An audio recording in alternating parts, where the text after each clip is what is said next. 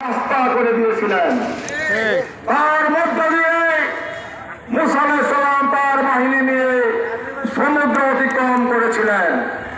আর ফেরাউন সেই সমুদ্রে রাস্তা দিয়ে পার হয়ে যেতে চেয়েছিল, কিন্তু সেখানে মহান রব্বুল আলামিন তাদেরকে পানিতে ডুবিয়ে হত্যা করেছেন। সংগ্রামী ভাই এবং বন্ধুগণ, জামাত ইসলামীকে ধ্বংস করার জন্য আন্তর্জাতিক ট্রাইব্যুনাল গঠন করেছিল শেখ হাসিনা। শেখ হাসিনা আমাদের নেতৃবৃন্দকে ওই ট্রাইব্যুনালের মাধ্যমে হত্যা করে, বিচারিক হত্যা করে জামাত ইসলামীকে ধ্বংস করার জন্য ষড়যন্ত্রে লিপ্ত হয়েছিল ওই ভারতের ইশারায়। ভাগ্যের নির্মম পরিহাস, সেই আন্তর্জাতিক ট্রাইব্যুনালে এই স্বৈরাচারী হাসিনার বিচার হবে ইনশাআল্লাহ। আমরা বাংলাদেশে যে অবস্থার সৃষ্টি হয়েছে, যারা এই আন্দোলন সংগ্রাম করেছেন, নিহত হয়েছেন, তাদের আত্মার মাগফিরাত কামনা করি। মহান রব্বুল আলামিন যেন তাদেরকে শহীদের মর্যাদা দান করেন। যারা আহত হয়েছেন তাদের জন্য দোয়া করে আল্লাহ যেন তাদেরকে দ্রুত সুস্থতা দান করেন। আমরা বাংলাদেশে যে পরিবেশ সৃষ্টি হয়েছে, এটাকে আমরা আরো এগিয়ে যেতে চাই। সংগ্রামী ভাই এবং বন্ধুগণ, মুক্তাগাছা উপজেলার আমাদের এই মুক্তাগাছার কৃতি সন্তান, যিনি আমাদের আগামী দিনের এই মুক্তাগাছার সংসদ নির্বাচনে জামাত ইসলামী যাকে মনোনয়ন করেছে, আজকে দীর্ঘদিন পর তিনি আপনাদের সামনে উপস্থিত হয়েছেন। তিনি আপনাদের সামনে কিছু গুরুত্বপূর্ণ কথা বলবেন। তাকে কথা বলার সুযোগ করে দিয়ে আমি আমার কথা এখানে শেষ করছি। সবাইকে অসংখ্য মোবারকবাদ এবং ধন্যবাদ। আসসালামু আলাইকুম ওয়া রাহমাতুল্লাহি ওয়া বারাকাতুহু।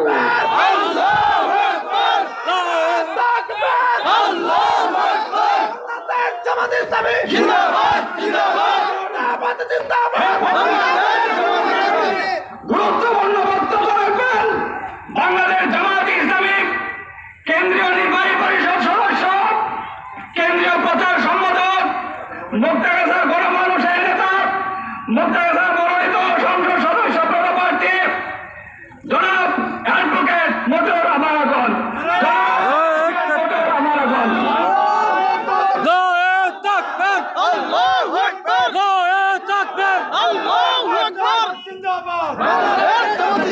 আল-কোরআনের আলো ঘরে ঘরে জালো, ঘরে ঘরে জালো, আল-কোরআনের আলো। তাকবীর, আল্লাহু আকবার, তাকবীর, আল্লাহু আকবার। বাংলাদেশ জামাত ইসলামী জিন্দাবাদ, জিন্দাবাদ। আলহামদুলিল্লাহি রাব্বিল আলামিন, আসসালাতু ওয়াসসালামু আলা সাইয়্যিদিল মুরসালিন ওয়া আলা আলিহি ওয়া আসহাবিহি আজমাইন। আজকের এই রক্তসাগর পেরিয়ে মুক্তাগাছা জামে মসজিদ চত্বরে আয়োজিত এই সমাবেশের সম্মানিত সভাপতি, জামাত ইসলামী মুক্তাগাছা থানা আমির অধ্যাপক শামসুল হক, সম্মানিত জেলা আমির জনাব আব্দুল করিম, নায়েবে আমির বুলগারিয়ার কৃতি সন্তান জনাব কামরুল হাসান মিলন, ময়মনসিংহ জেলার সেক্রেটারি জনাব মোজাম্মেল হক আকন, মোমেনশাহী জেলার সহকারী সেক্রেটারি মাহবুব রশিদ ফরাজি, ইসলামী ছাত্র শিবির মোমেনশাহী মহানগরীর সংগ্রামী সভাপতি, এই আন্দোলন সংগ্রামে যাদের অবদান সারা দুনিয়ার মানুষ স্মরণ করছে, সেই সংগ্রামী ছাত্রনেতা খালিদ আহমদ, ইসলামী ছাত্র শিবির ময়মনসিংহ জেলার সেক্রেটারি মুক্তাগাছার সন্তান এমদাদুল হক, অন্যান্য নেতৃবৃন্দ, সুধীমণ্ডলী এবং সংগ্রামী ভাইয়েরা, আসসালামু আলাইকুম ওয়া রাহমাতুল্লাহ। জীবনে বহু বক্তব্য রেখেছি, কিন্তু হাজার হাজার মানুষের রক্তের উপর দাঁড়িয়ে অত্যন্ত ভারাক্রান্ত হৃদয়ে আজকে আপনাদের সাথে কথা বলছি। প্রথম আমি মহান আল্লাহর দরবারে ওই সমস্ত ভাইদের শাহাদাত কবুল করার জন্য দোয়া করি যারা বাংলাদেশকে স্বৈর শাসকের কবল থেকে মুক্ত করার জন্য আন্দোলন করেছেন, জীবন দিয়েছেন, শহীদ হয়েছেন, পঙ্গুত্ব বরণ করেছেন। বাংলাদেশ বিশ্বের বুকে একটি ইতিহাস তৈরি করেছে। 1 জুলাই থেকে 5 আগস্ট পর্যন্ত মাত্র মাঝখানে 36 দিন সময়, these 36 days has created a wonderful history in the world. কারণ 28 অক্টোবর যখন লোগো বৈঠা দিয়ে মানুষ হত্যা করা হয়েছিল, ওয়াশিংটনের এবং নিউ ইয়র্কের টাইমস স্কোয়ারের সামনে লক্ষ লক্ষ মানুষ সেদিন বলেছিল, হোয়াট ইজ লগি বৈঠা? এই লগি বৈঠা কি? সেই লগি বৈঠা দিয়ে 28 অক্টোবর রক্তের বন্যা বয়ে দেওয়া হয়েছিল ঢাকার রাজপথে। গুন্ডামি করে, সন্ত্রাস করে 111-এর আগমন ঘটিয়ে শেখ হাসিনা সেনা সমর্থিত তত্ত্বাবধায়ক সরকারের মাধ্যমে বাংলাদেশের মস্তক দখল করেছিলেন। এই ইতিহাস কিভাবে তৈরি করেছিলেন মিস্টার প্রণব মুখার্জি, ইন্ডিয়ার প্রেসিডেন্ট, তিনি তার বইয়ে উল্লেখ করেছেন কিভাবে তিনি এই দেশে সৈনিকদেরকে রাস্তায় নামিয়ে শেখ হাসিনাকে ক্ষমতায় বসানোর ব্যবস্থা করেছিলেন। এক জায়গায় ভোট হলে 100 আর ভোট কাস্ট হয়েছে 110। ঠিক। এক এলাকায় সর্বোচ্চ ভোটার সংখ্যা হলো 1 লক্ষ আর প্রার্থী পেয়েছে 1,26,000। ঠিক। পৃথিবীর ইতিহাসে এই ধরনের কোন কলঙ্কজনক নির্বাচন ছিল না, আমরা সেটা মেনে নিয়েছিলাম। 2014 সালে 153 আসনে কোনো ইলেকশন হলো না। Without election our honorable election commission declared 153 MP as elected. এই ঘোষণা দিলেন দুনিয়ার ইতিহাসে 300 আসনের মধ্যে 153 আসনে কোনো ভোট হলো না, তাহলে এটাকে ডেমোক্রেসি কাকে কিভাবে বলা যায়? ঠিক। 2018 সালে নির্বাচন, এই নির্বাচন হলো মধ্যরাতের নির্বাচন। সারা বিশ্বের অসংখ্য মানুষ, ডিপ্লোমেটরা, রাষ্ট্রদূতেরা বলেছেন this was mid night election. এরপরে আমরা কিছু বলিনি। 2024 সাল আসলো, 7 জানুয়ারি একটা নির্বাচন হলো। এটা হলো ডামি নির্বাচন। এই নির্বাচনের মাধ্যমে তিনি ক্ষমতায় বসেছিলেন, তাও তো দেশের মানুষ খুব বেশি আপত্তি করে নাই, কারণ আমরা জানতাম আল্লাহ রাব্বুল আলামিন কোরআন শরীফের সূরা আল হিজরে বলেছেন, সকল জালেমদেরকে আমি ছাড় দেই কিন্তু ছেড়ে দেই না। শেখ হাসিনা জানতো না এই ছাড় দেওয়ার রশি তার জন্য সংকুচিত হয়ে আসছে এবং রশিতে টান দেওয়ার সাথে সাথে তার পরিণতি হবে অত্যন্ত ভয়াবহ, এটা তিনি জানতেন না। যার ফলে তিনি 16 আগস্ট যখন বিশ্ববিদ্যালয়, স্কুল, ইউনিভার্সিটি, কলেজের ছেলেরা কোটা সংস্কারের দাবিতে আন্দোলন করছিল, রংপুরের একটা ছেলে আবু সাইদ, দরিদ্রপুরের সন্তান, সে বিশ্ববিদ্যালয়ের ইংরেজি সাহিত্যের ছাত্র, সে বুক পেতে দিয়ে পুলিশের সামনে বলেছিল আমাকে গুলি করো, কিন্তু কোনো অন্যায় সিদ্ধান্ত আমরা মেনে নেব না। সামনে গুলি করা হলো, 92টি গুলি তার বুকে লেগেছিল। এই গুলি করার পর এই রাষ্ট্রের পুলিশ বাহিনী নিয়ে একটা এফআইআর করা হলো। সেখানে বলা হলো আবু সাইদের গায়ে নাকি কোনো গুলির চিহ্ন পাওয়া যায় নাই। এত বড় মিথ্যাচার যে রাষ্ট্র করতে পারে, সেই রাষ্ট্রের সাথে মানুষের কোনো সম্পর্ক থাকতে পারে না। ফলে আবু সাইদের রক্তের প্রতিশোধ নেওয়ার জন্য লাখো জনতা রাস্তায় নেমে আসলো, আর তা ঠেকানোর জন্য স্ট্যান্ড গান নামানো হলো, মেশিন গান নামানো হলো, সেনাবাহিনী নামানো হলো, হেলিকপ্টার দিয়ে গুলি করা হলো। ঢাকার রাজপথে টিয়ারশেল নিক্ষেপ করার কারণে একটি বাড়িতে অন্ধকার, একজন শিশু ঘরে থেকে বলছে আমি আর চোখ দিয়ে তাকাতে পারছি না, একটু বারান্দায় যেতে চাই। শিশুটি যখন বারান্দায় এসেছে, হেলিকপ্টার দিয়ে সেই বাড়িকে লক্ষ্য করে গুলি ছোড়া হয়েছে, আর শিশুটির বুকে গুলি লেগে সেখানে তার মৃত্যু হয়ে গেছে। এরপরে 9 বছরের একটা শিশু, সে গিয়েছিল রাস্তায়, পুলিশ তার দিকে বন্দুক তাক করতে, সে বলেছে আমি 9 বছরের ছাত্র, আমি ক্লাস 9-এ পড়ি, আমি শুধু দেখার জন্য আসছি। তার কথা শেষ হওয়ার আগেই তার বুক লক্ষ্য করে গুলি করা হলো, আর সেই শিশুটি নিহত হলো, দুনিয়া থেকে চলে গেল। এই নির্মম নিষ্ঠুরতার বিরুদ্ধে 18 জুলাই জামায়াত ইসলামীর কেন্দ্রীয় ভাবে আমরা প্রেস কনফারেন্স করে, আপনারা দেখেছেন, আমি সেই প্রেস কনফারেন্সে ছিলাম। আমরা সারা বাংলাদেশের মানুষকে, ছাত্রদেরকে, শিক্ষকদেরকে এই হত্যাকাণ্ডের বিরুদ্ধে রাস্তায় নেমে আসার আহ্বান জানালাম। আমাদের প্রধানমন্ত্রী শেখ হাসিনা বললেন এদের সবাইকে ধরে নিয়ে আসো। পরের দিন আমাদের গোলাম পরোয়ার সাহেব, আব্দুর রহমান তাহের সাহেবকে গ্রেপ্তার করা হলো। আমাকে গ্রেপ্তার করার জন্য ডিজিএফআই পিছনে রাখলেন, এনএসআই পিছনে রাখলেন। আমরা সবাই আত্মগোপন করে ছাত্রদের আন্দোলন যেন সফল হয় সেই জন্য ভূমিকা রাখলাম। শেখ হাসিনা কিছুতেই মানতে রাজি না।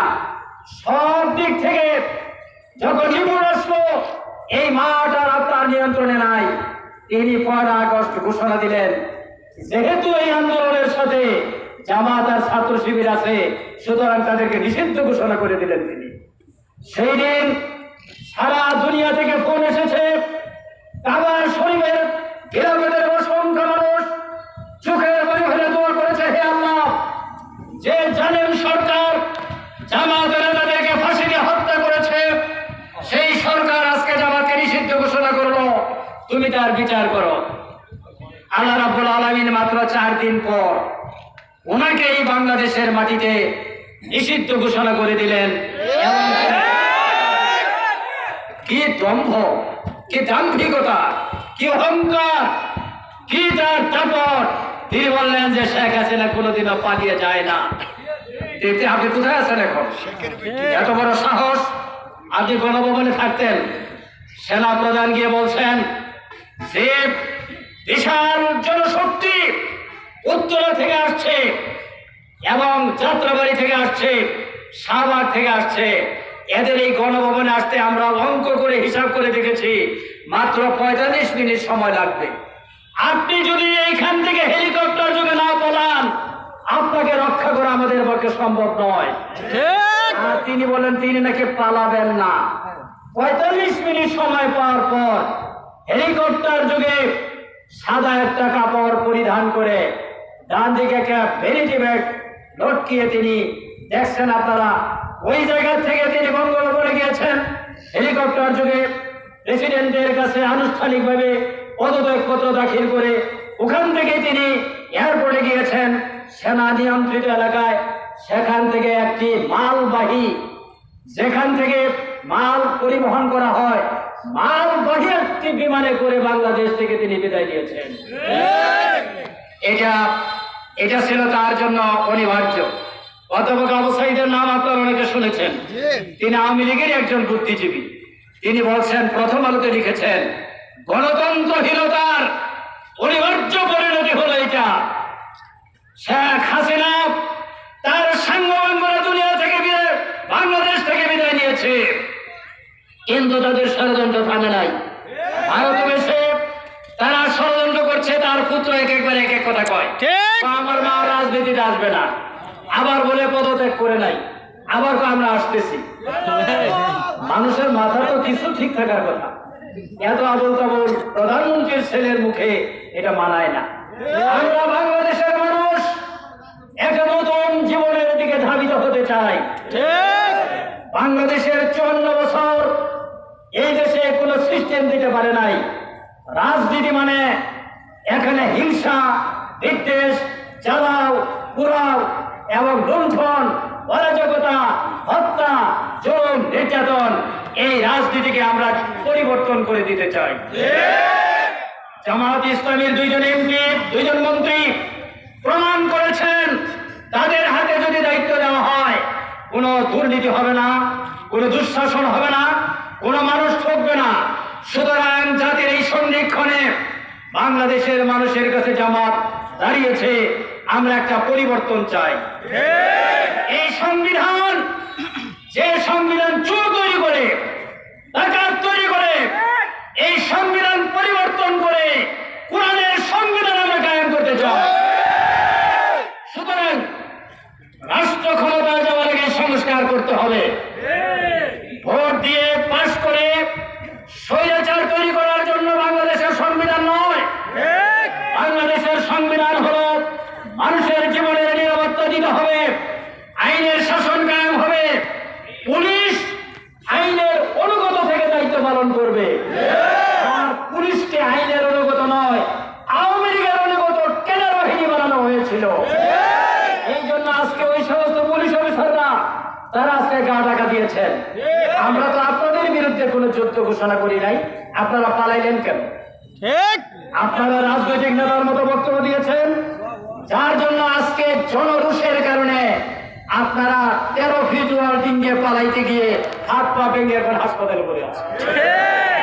সংগ্রামী বন্ধুগণ, দেশের এই সংরক্ষণে আমরা কয়েকটি বক্তব্য 8 তারিখে প্রধান বঙ্গভবনে শপথ গ্রহণ করার পর 12 তারিখে চিফ অ্যাডভাইজার ডক্টর ইউনূসের সামনে আমরা সরাসরি উপস্থিত হয়ে উপস্থাপন করেছি। তার প্রথম বক্তব্য হল রাজনৈতিক সংস্কার করতে হবে, প্রতিহিংসা রাজনীতি পরিহার করতে হবে। 2 নম্বর বক্তব্য দেওয়া হয়েছে সাংবিধানিক সংস্কার করতে হবে, যে সংবিধান সুশাসনের পরিবর্তে দুঃশাসন তৈরি করে সেই সংবিধান পরিবর্তন করার দায়িত্ব আপনাদের। 3 নম্বর আমরা বলেছি 17 লক্ষ কোটি টাকা বিদেশে পাচার করা হয়েছে, এটা আপনার আমার ঘামের টাকা। এই যে ইসলামী ব্যাংকের 1,53,000 হইল আমানত, তার মধ্যে 80,000 কোটি টাকা এসালাম আত্মসাৎ করেছে। এই টাকা আদায় করার জন্য আমরা সময় দিয়েছি।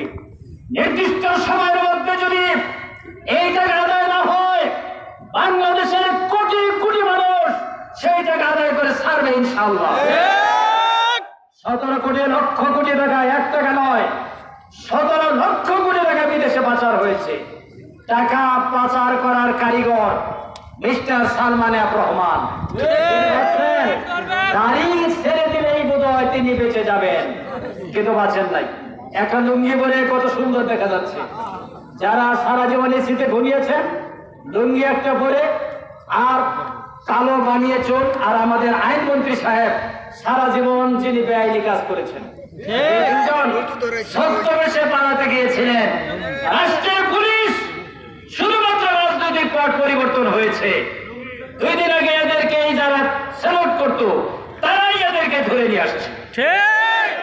আজ গতকালকে পত্রিকা দেখেছেন আন্তর্জাতিক অপরাধ আদালতে শেখ হাসিনার বিরুদ্ধে মামলা দায়ের করা হয়েছে। দিস ইজ জেনোসাইড, এটা গণহত্যা, এটা হত্যা নয়, এটা গণহত্যা। গণহত্যার বিচার মৃত্যুদণ্ড। এই বিচারের জন্য খুব বেশি সময় লাগবে না। হাজার হাজার প্রমাণ আছে। 662 জন লোক গুলিবিদ্ধ হয়ে নিহত হয়েছে। এই গুলি অর্ডার কে দিয়েছিল? প্রধানমন্ত্রী শেখ হাসিনা। আর লিখিত নির্দেশ দিয়েছিলেন স্বরাষ্ট্রমন্ত্রী, স্বরাষ্ট্র সচিব, আইনমন্ত্রী পরামর্শ দিয়েছেন 17 জনকে আসামি করে আন্তর্জাতিক অপরাধ আদালতে মামলা দেওয়া হয়েছে। ইনভেস্টিগেশন শেষ করার পর প্রসিকিউটরের মাধ্যমে এই আদালতেই তাদের বিচার হবে ইনশাআল্লাহ। এই বিচার কমপক্ষে মৃত্যুদণ্ড। যারা মিথ্যা কথা বলে জামাত নেতাকে মৃত্যুদণ্ড দিয়েছিল, তারা তো বিনয়ের মতো হাসতে হাসতে শহীদ মৃত্যুকে বরণ করেছিলেন। দেখা যাবে সামনে মৃত্যুদণ্ড ওনারা কিভাবে বরণ করেন। সংগ্রামী বন্ধুগণ, আমরা প্রতিশোধের রাজনীতি চাই না। আইনের মাধ্যমে বিচার হবে, আইন আমরা হাতে তুলে নিব না। আজকে খুতবায় ইমাম সাহেব বক্তব্য দিতে গিয়ে বলেছেন কোন ব্যক্তির অধিকার নেই আইন হাতে তুলে নিয়ে তার বিরুদ্ধে হামলা করা, যেটা অনেকেই করেছেন। এটা ঠিক হয়নি। এদেশ আমাদের, এই জমিন আমাদের, এখানকার সম্পদ আমাদের, সকল সম্পদ আমাদের। এটা আমাদেরকে রক্ষা করতে হবে। যারা ভিন্ন ধর্মাবলম্বী আছেন, জামাতের কর্মীরা সারা বাংলাদেশে পাহারা দিয়েছে, মুক্তাগাছা দিয়েছে। ময়মনসিংহের প্রেস ক্লাবের সেক্রেটারি আজকে বক্তব্যে বললেন যে আমি সাক্ষী, আমরা জামাত এবং ছাত্র শিবিরের দ্বারা নিরাপত্তা পেয়েছি। ইসলামী ছাত্র শিবির এবং জামাত সংখ্যা ধর্মাবলম্বীদেরকে, ভিন্ন ধর্মাবলম্বীদেরকে নিরাপত্তা দিয়ে যাবে। কোন ব্যক্তি কারো উপর কোনো হামলা করতে পারবেন না। যদি কেউ অপরাধ করে আইনের মাধ্যমে তার বিচার হবে। কোন দোষী ব্যক্তি আর টাকা দিয়ে, ঘুষ দিয়ে কোন অবস্থাতে নিজেকে বাঁচাতে পারবে না ইনশাআল্লাহ। পুলিশের দায়িত্বে যারা আছেন, মেহেরবানি করে চাঁদাবাজদেরকে আর পৃষ্ঠপোষকতা করবেন না। এই যে আমি শুনেছি এই রাস্তায় রাস্তায় ক্যাম্প বসানো হয়েছিল চাঁদা আদায়ের জন্য। এই চাঁদাবাজের এখতিয়ার কাকে, কে দিয়েছে? যারা তুলেছেন লক্ষ লক্ষ কোটি কোটি টাকা, প্রত্যেকটি টাকা রাষ্ট্রীয় কোষাগারে জমা দিতে হবে। আপনারা বাপদাদার সম্পত্তি মনে করেছিলেন, আপনাদের দিন শেষ। We started our journey for a new days. এক নতুন দিনের সন্ধানে আমাদের যাত্রা শুরু হয়েছে। ডাকাতদের হাত থেকে দেশকে আমরা উদ্ধার করতে চাই। প্রিয় ভাইরা, আমি আপনাদের সামনে সর্বশেষ বলতে চাই যে জামাত কোন ঠুনকো রাজনীতি করে না, সুবিধাবাদের রাজনীতি করে না, অর্থ পাওয়ার আশায় জামাত ইসলামের রাজনীতি করে না। আমরা মানুষের কল্যাণের রাজনীতি করি এবং আগামী দিনে বাংলার মুক্তাগাছার প্রত্যেকটি ঘরে ঘরে ইসলামের দাওয়াত পৌঁছে দেওয়ার মাধ্যমে আমরা আমাদের বক্তব্য তুলে ধরব। জনগণ যদি মনে করে আগামী দিনে ইসলামের ভিত্তিতে এই দেশ পরিচালিত হওয়া দরকার, তাহলে তারা ইসলামকে, জামাতকে বেছে নেবে। আর যদি তারা মনে করেন আবার আরেকটা লুটেরা শ্রেণী ক্ষমতায় তারা বসাবেন, আমাদের কিছুই করার নেই। আমরা আমাদের বক্তব্য দিয়ে যাব, হয় আল্লাহর দিন বিজয় লাভ করবে, নতুবা আমরা আমাদের চেষ্টা অব্যাহত রাখবো। আমাদের চেষ্টা কোনোদিন শেষ হবে না। আমি আপনাদের সবাইকে আগামী দিনে আল্লাহর দিন প্রতিষ্ঠার এই সংগ্রামী আন্দোলনে শরীক হয়ে পার্লামেন্টে এক সাইদি সাহেব কোরআনের পক্ষে আওয়াজ তুলেছিলেন। আমি বিশ্বাস করি মুক্তাগাছাবাসী সাইদি সাহেবের সেই ভূমিকা জানেন। আমরা যদি ঐক্যবদ্ধভাবে আগামী দিনের পার্লামেন্টে কোরআনের পক্ষে কথা বলার আপনারা সুযোগ দেন, তাহলেই কেবল এখান থেকে আপনাদের প্রতিনিধি পার্লামেন্টে গিয়ে কোরআনের পক্ষে কথা বলবে। আপনাকে এদেরকে জোর করে, জবরদস্তি করে এখানে পার্লামেন্টে যাওয়ার কোনো সুযোগ নেই। আপনাদের কাছে আমি সেই আবেদন রাখতে চাই, নিবেদন রাখতে চাই, সিদ্ধান্ত গ্রহণ করার ভার আপনাদের। সর্বশেষে আপনারা অনেক কষ্ট করে এই বক্তব্য শুনেছেন, আন্দোলন করেছেন, সংগ্রাম করেছেন, যে সমস্ত ছাত্র বন্ধুরা জীবন দিয়েছেন, আমি আবারও তাদের প্রতি শ্রদ্ধা নিবেদন করে আপনাদের সবাইকে ধন্যবাদ জানিয়ে আমার বক্তব্য শেষ করছি। আল্লাহ হাফেজ। বাংলাদেশ জিন্দাবাদ, বাংলাদেশ জামাত ইসলামী জিন্দাবাদ। আসসালামু আলাইকুম ওয়া রাহমাতুল্লাহি ওয়া বারাকাতুহু।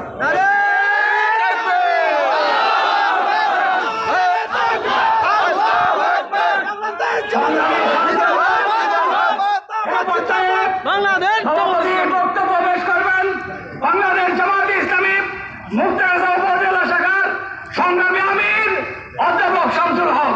অধ্যাপক শামসুল হক। আসসালামু আলাইকুম ওয়া রাহমাতুল্লাহি ওয়া বারাকাতুহু। সম্মানিত উপস্থিতি, আপনারা দূর দূরান্ত থেকে এসে আমাদের বক্তব্যগুলো শুনেছেন এবং অনেক কষ্ট করেছেন। এর জন্য আপনাদেরকে অশেষ ধন্যবাদ জানিয়ে আজকের অনুষ্ঠানে এখানেই সমাপ্তি ঘোষণা করছি। আসসালামু আলাইকুম ওয়া রাহমাতুল্লাহ।